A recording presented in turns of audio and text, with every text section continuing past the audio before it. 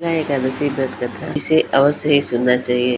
युधिष्ठिर ने कहा, हे जनार्दन, आपने अपरा एकादशी का महत्व सुनाया, कृपा करके ज्येष्ठ पक्ष की एकादशी का वर्णन करें। भगवान विष्णु बोले, हे राजन, इसका वर्णन सत्यवती पुत्र वेदव्यास जी करेंगे, क्योंकि वही सभी शास्त्रों के ज्ञाता और वेदों में पारंगत हैं। तब वेदव्यास जी ने कहा, दोनों पक्षों की एकादशी को भोजन नहीं करना चाहिए। द्वादशी के दिन स्नान आदि कर भगवान केशव की पूजा करके नित्य कर्मों से निवृत्त होकर पहले ब्राह्मणों को भोजन कराएं, फिर स्वयं भोजन करें। जनना शौच और मरणा शौच में भी एकादशी को भोजन नहीं करना चाहिए। पितामह, मेरी बात ध्यान से सुनिए। राजा युधिष्ठिर, माता कुंती, द्रौपदी, अर्जुन, नकुल और सहदेव से ये सभी एकादशी को उपवास करते हैं और मुझसे भी कहते हैं, भीमसेन तुम भी व्रत करो। मैं उनसे कहता हूँ, मुझसे भूख सहन नहीं होता है।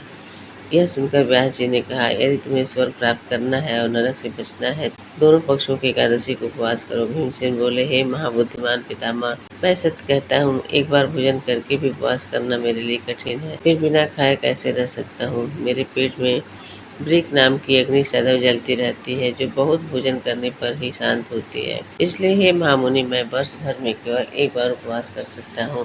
कृपया कोई ऐसा एक उपवास बताए जिसे स्वर्ग प्राप्त हो और कल्याण हो सके, मैं उसका विधि पूर्वक पालन करूँगा। व्यास जी ने कहा, भीम, ज्येष्ठ मास में जब सूर्य वृषभ या मिथुन राशि में रहते हैं, उस समय जो एकादशी आती है उसका यम नियम से और निर्जल उपवास करो। केवल कुल्ला या आचमन के लिए ही जल ग्रहण किया जा सकता है। इसके अतिरिक्त किसी प्रकार का जल विद्वान पुरुष को मुख में नहीं लेना चाहिए, अन्यथा व्रत भंग हो जाता है। एकादशी को सूर्योदय से लेकर अगले दिन के सूर्योदय तक मनुष्य को जल का भी त्याग करना चाहिए, तभी यह व्रत पूर्ण होता है। द्वादशी को प्रातः स्नान करके विधि पूर्वक ब्राह्मणों को जल और सुवर्ण का दान करना चाहिए। इसके पश्चात जितेंद्रिय पुरुष ब्राह्मणों के साथ स्वयं भोजन करे। वर्ष भर में जितनी भी एकादशी आती है, उनका जो पूर्ण फल प्राप्त होता है, वह सब केवल निर्जला एकादशी के व्रत से प्राप्त हो जाता है।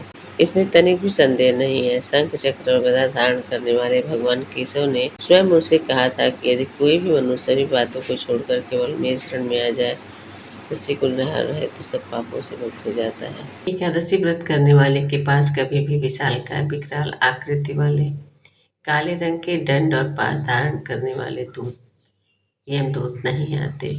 जब तक मनुष्य का अंत समय आता है, तब पीताम्बरधारी सौम्य स्वभाव वाले, हाथ में सुदर्शन चक्र धारण करने वाले और मन की गति के समान वेग वाले विष्णु दूत आकर उसे भगवान विष्णु के परम धाम ले जाते हैं। इसलिए मनुष्य को निर्जला एकादशी को पूर्ण श्रद्धा और विधि पूर्वक उपवास करना चाहिए।